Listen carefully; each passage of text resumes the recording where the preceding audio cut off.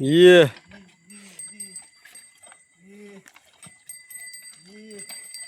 नमस्कार मंडळी, सर्वांचं सहर्ष स्वागत आहे. पाऊस पडला आहे 2 दिवसापूर्वी आणि आता पेरणीला सुरुवात केलेली आहे आपण. तर बघूया, शंभू आणि शिव हे 2 बैलजोडे आपल्याकडे आहेत आणि त्यांचा मालकसुद्धा बघा स्वतः राबतोय. बघू शकता मंडळी किती छान. आणि आता पेरणीचा सुरुवात केलेली आहे आपण. पेरणीला सुरुवात सकाळपासून झालेली आहे, कारण तर पाऊस आज नाही आहे म्हणून त्यामुळे पेरणी करतो आपण.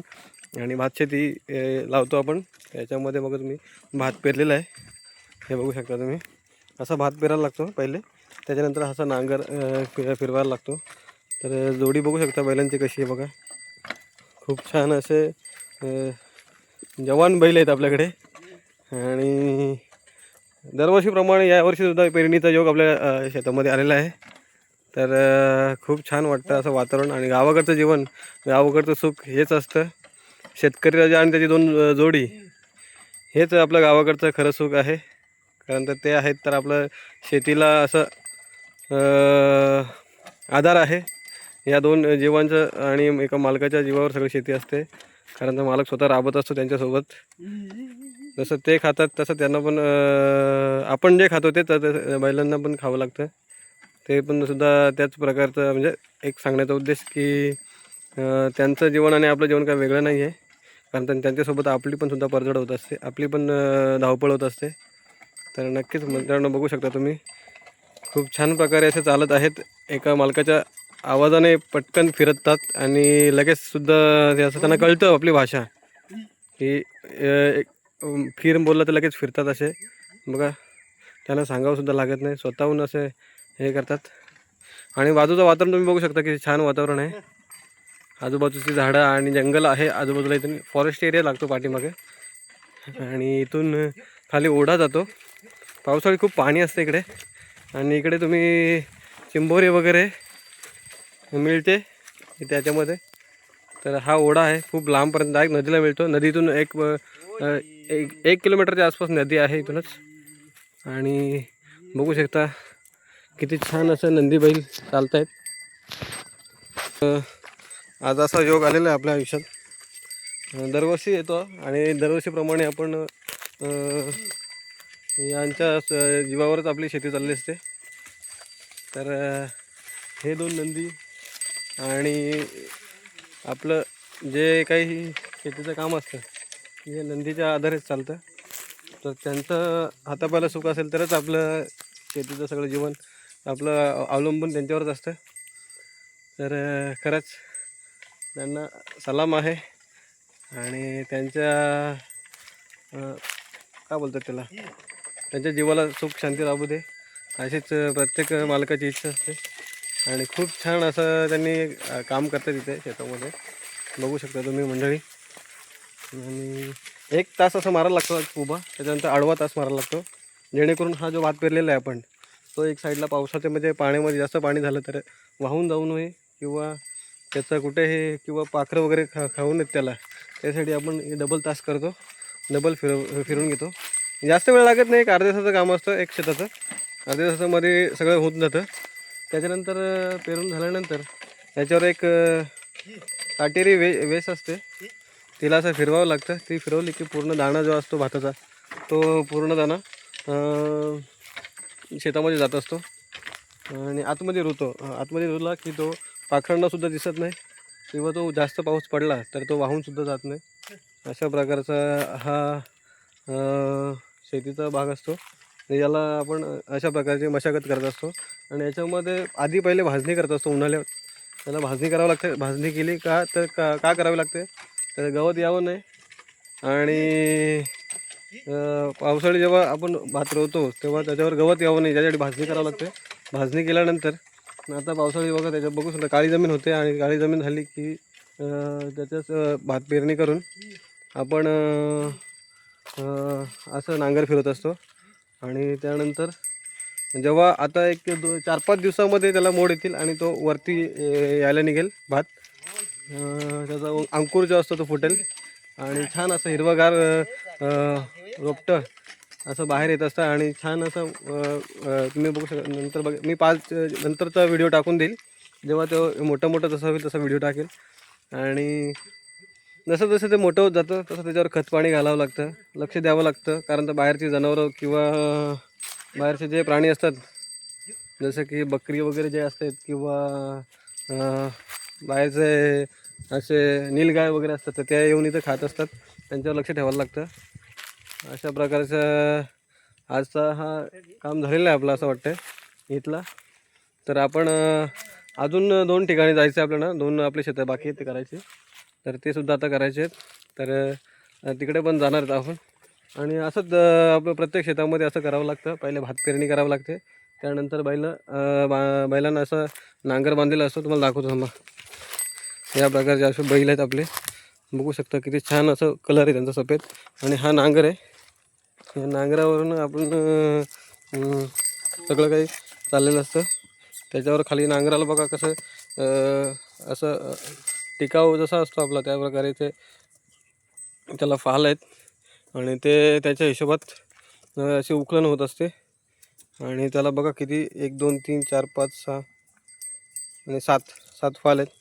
त्या 7 मध्ये आपण नांगर करतो. आणि आता नांगर सोडला, बैलांना जरा विश्रांती देऊया. 1 2 शेतं बाकी आहेत, तर थोडा वेळ त्यांना आराम देऊन आपण तिकडे त्यांना त्या शेतात घेऊन जाणार आहेत. तर मंडळी, तुम्हाला जर आवडला असेल व्हिडिओ तर नक्कीच लाईक करा, शेअर करा. सर्जा राजाची जोडी निघाली आज आपल्या शेतात आली होती, खूप छान वाटलं. धन्यवाद त्या मालकाचा की तो दरवर्षीप्रमाणे आपल्या शेतात येत असतो. तर आणि बघू शकता आम्ही आता निघतो इथून. पप्पू उचलायचे का तो? तर स्वतः मालक, मी पकडू का एक साईडनी? स्वतः मालक स्वतःच्या खांद्यावर तो नांगर ओढून आपल्या शेतात येत असतो. तर नक्कीच खूप मेहनत घ्यावी लागते यासाठी. नांगर चालवणं सोपी गोष्ट नाही. एक आपण बोलतो मजाक मस्तीमध्ये की काय ते एवढं मोठं सायन्स आहे किंवा लॉजिक आहे, त्याच्या काही शाळा शिकावी लागते का, असं काही नाही. पण तुम्ही बघू शकता मेहनत किती आहे. पाय दुखतात, पायाला काटे रोवत असतात, दगडी भरत असतात, तरीसुद्धा तो शेतकरी राजा हार मानत नसतो. कारण तर तो प्रत्येकाला अशी हेल्प करत असतो. आणि तुम्ही बघू शकता खरंच खूप मेहनत असते यासाठी. शेतीचं काम साधं सोपं नसतं आणि हे कोणाचंही काम नसतं शेतीचं काम करणं. त्याच्या मनगटात ताकद असते, त्याला इच्छा असते, तोच ही कामं करू शकतो. तर आम्ही शेतकरी मंडळी आहोत, आम्हाला या गोष्टीची सवय आहे आणि आम्ही याच्यातच जन्म घेतला, मातीत जन्म घेतला, मातीत जन्माला आलो आहे. त्यामुळे आम्हाला या गोष्टीचं काही एवढं त्रास होत नाही किंवा आम्हाला एवढं काही वाटत नाही. तर खूप छान. आणि गावडे तुम्ही बघू शकता शेतावर अशा प्रकारे येत असते. आणि आपला सूर्यदेवसुद्धा, पावसाचं वातावरणसुद्धा थोडंसं झालं आहे. आता पाऊस पडला चिमचिम तरी हरकत नाही, फक्त जोरात पडू नये. जोरात पडला तर जो आपण भात पेरलेला आहे तो शक्यतो वाहून जाण्याची शक्यता असते. आणि अशा प्रकारचा नांगर त्यांनी खांद्यावर घेतलं. बघा ही मेहनत, याचं वजन जेमतेम मी सांगतो 40-45च्या पुढेच असेल. कारण त्याच्यावर दगडसुद्धा बांधलेलं बघू शकतो मी. हा बघा, त्याला दगडसुद्धा आणि त्याचं वजन नांगराचं स्वतः खांद्यावर उचलून ते घेऊन जातात. आणि अशी बैलगाडी असते, ह्याच्यामध्ये बैलगाडीमध्ये बघा तुम्ही की नांगर ठेवतो आपण, तसं खांद्यावर घेऊन जाऊ शकत नाही. म्हणजे यासाठी आपण बैलगाडी असे म्हणजे घेऊन येत असतो. आणि बैलांचे साथीदार बैलगाडी त्याला असं बोलतं. हे बैल आणि ही गाडी बघू शकता किती छान प्रकारे सजवलेली आहे गाडी. आता जरा पावसाला आला त्यामुळे आता ते बांधून ठेवणार आहेत घरात, कारण ते भिजून द्यायचं नसतं, हे भिजलं की खराब होतं. तर दमलेत बिचारे बैल, सकाळपासून धावतात, सकाळपासून चालतात. तर खरंच खूप वाईट वाटतं यांचं की त्यांना दिवसभर राबावं लागतं. पण काय करणार, शेतकऱ्याला त्यांनासुद्धा फरफटत जावं लागतं, त्यांनासुद्धा असंच कष्ट करावे लागतात. तर बघू शकता बैल किती, त्याला भूक लागली बिचाराला असं मला वाटतं. पण दुपारी त्यांनी खाल्लं होतं. तर संध्याकाळचं त्यांचासुद्धा मालक त्यांचं खाणं वगैरे जे काही असेल, तुतुनी वगैरे किंवा त्यांना भुसा वगैरे जे काय असेल तर ते पेंडा वगैरे ते त्यांना नक्कीच मिळत असं.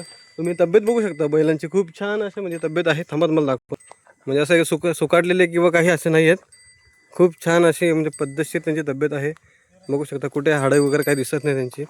आणि बघू शकता बैलांचे शिंगा वगैरे, बैल कसे दिसतात, एकदम चिकनं चिकनं दिसतं बैल बघा. खूप सुंदर असे बैलजोडी आहे. आमचे मोठे बंधू त्यांचे, आणि त्यांचं बघू शकता सकाळपासून बिचारे खूप दमलेले मला दिसतात. खूप काही स्ट्रगल केलं सकाळपासून मला असं वाटतं. आता मी कामावरून आलो आणि मी त्यांच्यासोबत आलो इथे. भारी वाटलं जरा. गावाकडचं मला व्हिडिओ ब्लॉग बनवत होता म्हणून मी आलो आहे. खूप छान वाटलं आज. आणि हे आमचे मोठे बंधुराज ते सुद्धा सोबत आलेत. त्यांचा खरंच सकाळपासून बिचारे पूर्ण दिवसभर शेतामध्ये राबत आहेत. आणि बघू शकता बैलांना आता बैलगाडीमध्ये बांधून, हो हो सावकाश हे बैल दोन्ही आपल्या मालकाच्या सोबत चालतात. मालकाच्या एका आवाजाने सर्व काही त्यांचं जीवन असतं. खूप छान वाटतं.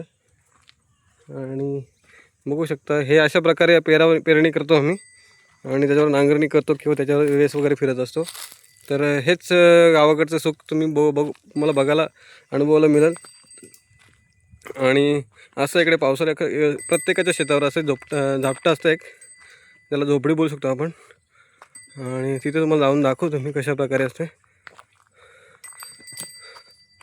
हे बघा अशी झोपडी बांधली असते, कारण त्या शेतात काम करत असताना पाऊस जास्त जोरात वगैरे आला तर आपण तिथे बसून आपली भाकरी वगैरे काय असेल किंवा दुपारचं जेवण वगैरे इथे करू शकतो, किंवा थोडासा आरामसुद्धा, पाठीला कल वगैरे लागली तर आरामसुद्धा करू शकतो.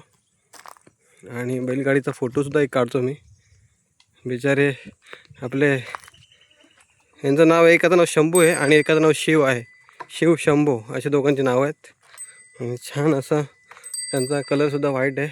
आज जरा घामाने कामत करता मातीमध्ये माखलेले आहेत, कारण तर मातीत जन्माला आलेत तर मातीतच आपल्याला सगळ्या गोष्टी मातीच्या निगडीत असलेल्या सर्व गोष्टी कराव्या लागत असतात. त्यामुळे कलरचं काही नाही एवढा. कष्ट बघू शकता तुम्ही, कष्ट कसे असतात ते हेच या मुक्या जनावरांकडून तुम्ही शिकू शकता. की त्यांना बोलता येत नाही किंवा सांगता येत नाही, तरीसुद्धा ते आपल्या एका आवाजाने सगळ्या गोष्टी करत असतात. आणि ही बैलगाडी निघाली आपली शेतावर. तर मंडळी, तुम्हाला व्हिडिओ आवडल्यास व्हिडिओला लाईक करा आणि शेअर करा, आणि नवीन असेल तर चॅनलला सबस्क्राईब करा. नक्कीच हा व्हिडिओ कुठपर्यंत, कोणत्या गावापर्यंत, कोणत्या शेतकऱ्यांपर्यंत पोहोचला आहे त्यांनी सर्वांनी प्लीज कमेंट करा छान. आणि व्हिडिओला सपोर्ट करा, आपल्या चॅनलला सपोर्ट करा. धन्यवाद मंडळी. जय महाराष्ट्र. भेटूया पुढच्या भागामध्ये. असेच नवीन व्हिडिओ पाहण्यासाठी आपल्या चॅनलला सबस्क्राईब करा आणि बेल आयकॉनवर क्लिक करायला विसरू नका. चला तर, जय छत्रपती शिवाजी महाराज की जय, छत्रपती संभाजी महाराज की जय. जय हिंद, जय महाराष्ट्र. सर्वांना राम राम, रामकृष्ण हरी. बाय.